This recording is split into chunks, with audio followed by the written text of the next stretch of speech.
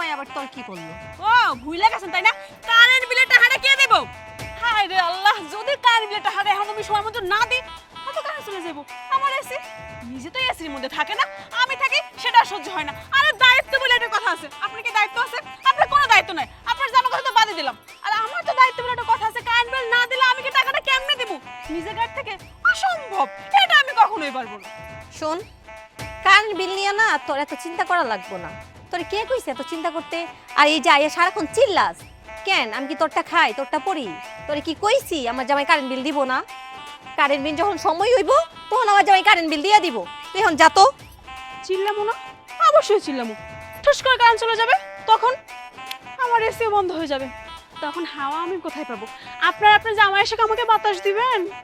ভাবি, শেষবার বাড়িতে আইছি, আর একবারও কিন্তু আমো না। সময় মতো কারেন্ট বিল না পাইলে আচ্ছা যা যা যা। আইসে সময় মতো কারেন্ট বিল না দিলে হ্যাঁ আমারে বুঝাইবো। কি একটা জ্বালা যন্ত্রণার মধ্যে এসে যে পড়লাম। বাপ মা আমার এই কই বিয়া দিল। 27 একটা আপদ জুটছে, সারা দিন খালি চিল্লাই চিল্লাই চিল্লাই চিল্লাই বাড়িটা মাথায় করে। শান্তি পাই না তো কাম কাজ করতে করতে।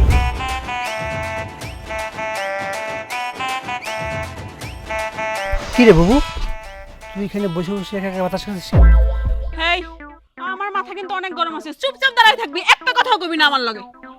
আচ্ছা আমি বুঝলাম না, তুই এই মাত্র বাড়ি থেকে গেলি আবার তুই আসলি, এর ভিতরে মাথা গরম হয়ে গেছে? আরে গেছিলাম ভাবির কাছে কারেন্ট বিল আনার জন্য। কালকে দিব কারেন্টটা কাইটা দেওয়ার পর আমার এসে আর চলবো না, তখন তো গরমে আমার শেষ।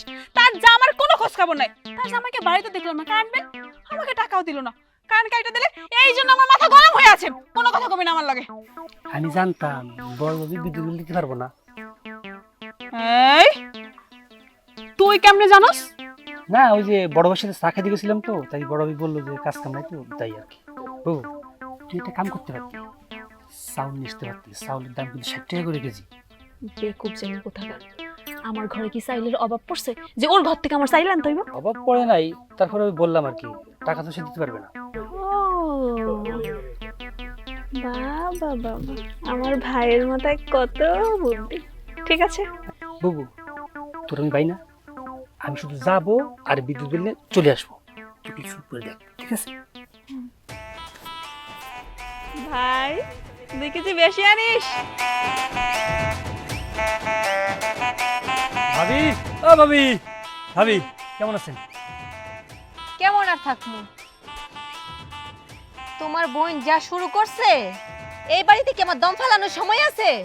এক মুহূর্ত আমার শান্তি দেয় না তোমার বোন। ভাবি আমার বোনটা একটু বেশি বোঝে, কিছু বুঝছেন? সমস্যা নাই, ওই বিলটা আমি দিয়ে দিবানি। কিন্তু ভাবি একটা কথা কই দেবো, অনেকদিন ধরে বলবো বলবো ভাবছি, আর বলা হয় না। কি কথা? মানে আপনার দেখেন আমার খুব মায়া লাগে, মানে আপনি এত সুন্দর দেখতে শুনতে, এই যে এই বাড়িতে বিয়ে হয়েছে, যে আমাদের বাড়ি থাকতেন আপনি ওরকম মানে সেরকম ভাবে রাখতাম। ও আচ্ছা, এত মায়া দেখানোর দরকার নাই ভাই। আমি এনে মেলা সুখে আছি, আমার এ নিয়ে তোমার চিন্তা করা লাগবে না। তুমি বরং তোমার বোনের সামলাও। না ভাবি, মানে কি বলছিলাম, আপনি দেখতে শুনতে এত সুন্দর, মানে এই বাড়িতে আপনার মানায় না। আপনি যদি আমার বাড়ির বউ হইতেন, আপনার আমি রাজধানী করে রাখতাম, আর আমার বোন খ্যাটখ্যাট করতো না। এটা কি কইলেন ভাই? আমার তো বিয়ে হয়েছে, আমি আরেকটা বিয়ে করতে যাবো কেন? একটা মেয়ে মানুষের কয়টা বিয়ে হয়? বিয়ে হয়েছে তো কি হয়েছে, দেখেন না একদিন দুই তিনটে বিয়ে করে, আর দেখেন না এক জায়গায় সুখ না পেলে আরেক জায়গায় যায়, আর দেখেন না একটা মোবাইলে দুটো তিনটে সিম ইউজ করা যায়, সেরকম করবেন, সমস্যা কি? আর আপনি একটু ভালো থাকার জন্য লাগে বিয়ে একটা করলেন, সমস্যা কি? ভাবি আপনি অনেক সুন্দর, সমস্যা নেই, আমি বিদ্যুৎ দিয়ে দেবো, সমস্যা নেই। আর আমার বউর কথা আমাকে মনে করেন না। আচ্ছা ঠিক আছে। ইস রে, বিদ্যুৎ বিলের কথা বলতে ফাঁসে গেলাম তো, ঠিক মতো হাতের কামড়া করতে পারলাম না, নিজের পকেট থেকে টাকা দিতে হবে।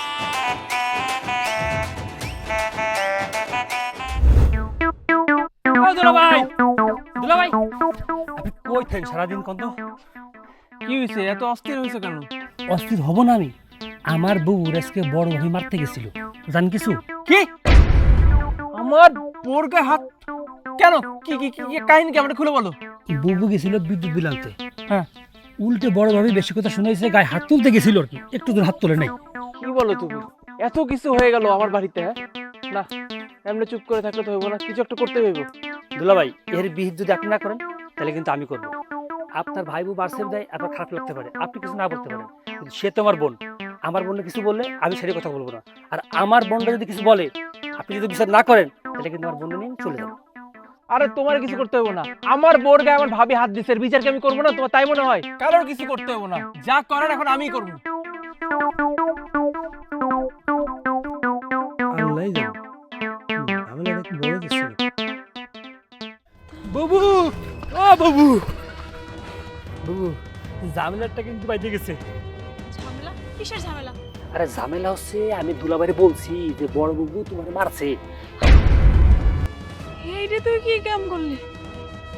সব শেষ, আমার গরম লাগতেছে, সব শেষ।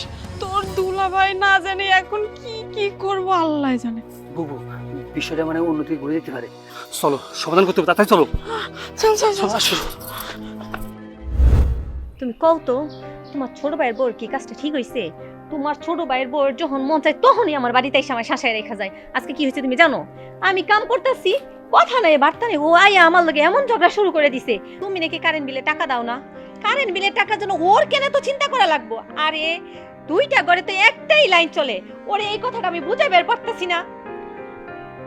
তুমি যা করতেছো সব ঠিক তো? তোমার কি মনে হয় তুমি আমার চিনো না? আমি কি হুদাই যাই ওর লগে ঝগড়া করি কোনোদিন? তার মানে এই মেয়েটা দিন দিন অনেকটা বাইরে যাইতেছে। আজকে এটার একটা ব্যবস্থা করা দরকার। এত বড় সাহস, ও ছোট হইয়া তোমাকে শাসায় যায়? শাসানো না, আমার সাথে এসে এমন ভাবে ঝগড়া করে, আমি যে ওর বড় যা ওইটা ভুইলাই যাই। আমার ভাইয়া! সাথে তো এই ভাইয়া, ভাবির সমস্যা কি? ভাবি কোন সাহসে আমার বউরে উল্টাপাল্টা কথা কইছে, আমার বউরে হাত পর্যন্ত তুলছে? এই চুপ কর। তুই আগে আমার একটা প্রশ্নের উত্তর দে। তোর বউয়ের কি এত সাহস হয় কই থেকে যে আমার বউয়ের সঙ্গে এসে চোখ রাঙায় কথা বলে, তাও আবার বিদ্যুৎ বিলের জন্য? এই এত বেয়াদব হয়েছে কেন তোর বউ? বড় ভাবিকে কিভাবে সম্মান দিয়ে কথা বলতে হয় এটা কি তোর বউ জানে না? শোন, একটা জিনিস শুনে কখনো নাচানাচি করবি না। তুই তোর ভাবিকে চিনিস না? তোর ভাবি কি এরকম মানুষ? ও কারোর সঙ্গে জোরে একটা কথা বলে না, আর ও কিনা তোর বউয়ের গায়ে হাত তুলবে, এটাও কি আমাকে বিশ্বাস করতে হবে বল? হ্যাঁ, এখন সব দোষ আমার, তাই না? শোনো ভাইজান, তুমি তোমার বোর পক্ষ নিয়ে কথা কইতেছো, তুমি তো এক পক্ষের বিচার করতেছো, আর এক পক্ষের বিচার তো তোমার করতে হইব না। কারণ তুমি তো তোমার বোরে এমনটা ভালোবাসো যে তোমার বোরে যদি তোমার উঠতে বলে ওঠো, বসতে বললে বসো। তুমি যেমন তোমার বোরে ভালোবাসো, আমি কি আমার বোরে ভালোবাসি না? আমি তো আমার বোরে চিনি। তোমার বউ কোন সাহসে আমার বোর হাত তুলছে সেটাকে বিচার করো আগে। এই তোর তো সাহস কম না? তুই আমার সামনে তোর ভাবিকে নিয়ে আবার উল্টোপাল্টা কথা বলতেছিস? তোরে আজকে